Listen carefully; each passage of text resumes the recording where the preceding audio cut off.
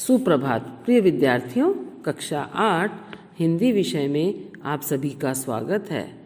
बेटा, हमने हमारी पाठ्य पुस्तक मेधा का पाठ 11 दिव्यांगता पर जीत पूरा पढ़ लिया है और इसको बहुत अच्छे तरीके से समझ भी लिया है। हमने इसके प्रश्नोत्तर भी कर लिए हैं और जीने की राह भी हमने समझ ली है। अब बारी है बुक एक्सरसाइज की, है ना। तो इसमें भाषा की दुनिया में सबसे पहले हैं श्रुतलेख के शब्द। तो श्रुतलेख के 8 शब्द हैं सकारात्मक, ट्यूमर, ऑपरेशन, व्यवस्थित, हस्तक्षेप, आत्मनिर्भर, उपाधि, स्थानांतरण। इन 8 शब्दों को आपको बार बार उच्चारित करना है और अपनी कॉपी में लिखना है और आप अपना श्रुतलेख भी इन शब्दों से ले सकते हैं। और दूसरे नंबर पे है कभी कभी वाक्य में शब्दों का समूह एक इकाई के रूप में, माने एक यूनिट के रूप में आता है, तो वो संज्ञा, सर्वनाम, विशेषण, क्रिया या क्रिया विशेषण का काम करते हैं। तो इन्हें हम क्या कहते हैं बेटा? पदबंध। पदबंध माने शब्दों का समूह, ग्रुप ऑफ वर्ड्स। तो जिन शब्दों के लिए ये एक इकाई के रूप में काम करते हैं उन्हीं के अनुरूप उनकी पहचान भी होती है। जैसे संज्ञा पदबंध, तो संज्ञा के रूप में काम करने वाले शब्द समूह।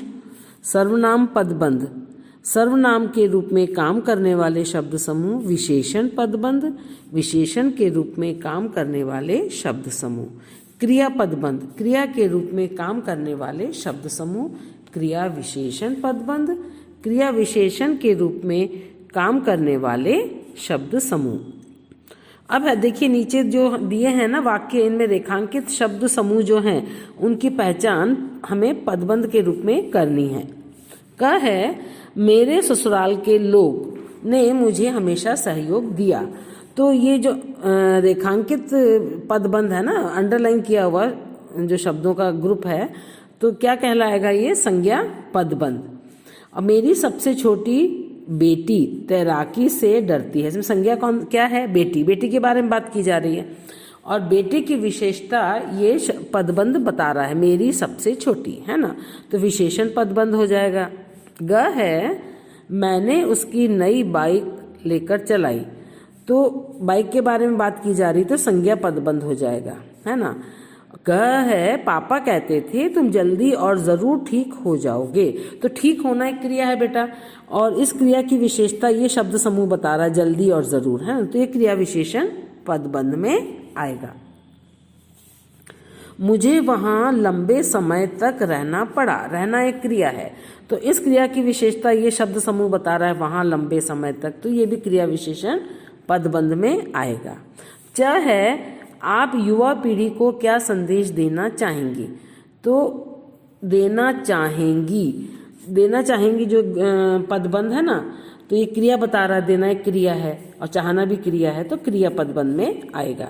6 है मुझे लगा कि मैं भी तैर सकती हूँ, तो तैर सकती हूँ, तीनों क्रियाएं हैं, तो क्रिया पदबंध में आएगा। अब नंबर 3 पर है बेटा, इन शब्दों के विलोम शब्द लिखिए। क है विपरीत, विपरीत का विलोम है अनुकूल। और ख है सकारात्मक, सकारात्मक का विलोम है नकारात्मक। ग है नई, नई का विलोम पुरानी। व्यवस्थित का विलोम अव्यवस्थित।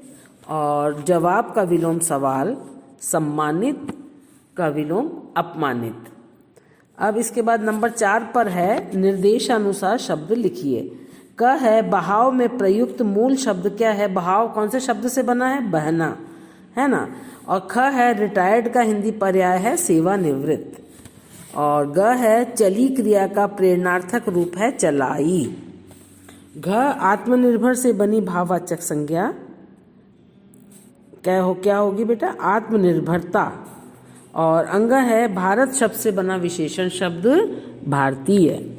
और सुखद का विलोम है दुखद। अब नंबर 5 पर है, जो उत्तर सही है उस पर सही का निशान हमें लगाना है। क है तैराकी शब्द भाववाचक संज्ञा है जो बनी है संज्ञा से, सर्वनाम से, विशेषण से और क्रिया से। तैरना एक क्रिया है ना बेटा, तो क्रिया से बनी। नंबर 4 पर हम टिक कर देंगे। इसके बाद है ख, ऑपरेशन के बाद मेरा निचला हिस्सा बेकार हो गया।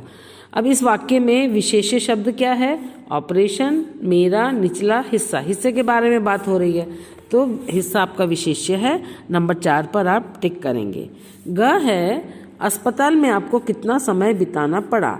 इस वाक्य में रेखांकित शब्द है गुणवाचक विशेषण, परिमाणवाचक विशेषण, संख्यावाचक विशेषण, संकेतवाचक विशेषण। तो कितना पूछा जा रहा है, संख्या पूछी जा रही, कितना समय आपने बिताना पड़ा, तो नंबर 3 पर आप टिक करेंगे बेटा। अब इसके बाद है रचना का संसार। तो इसमें सबसे पहले है, यह दिव्यांगता पर जीत का प्रमाण पत्र था। दीपा मलिक के इस कथन से हमें क्या प्रेरणा मिलती है? मन में हमें विश्वास हो तो हम सब कुछ कर सकते हैं, कुछ भी कर सकते हैं, कुछ भी पा सकते हैं, कुछ भी हासिल कर सकते हैं, लेकिन हमारा मनोबल मजबूत होना चाहिए।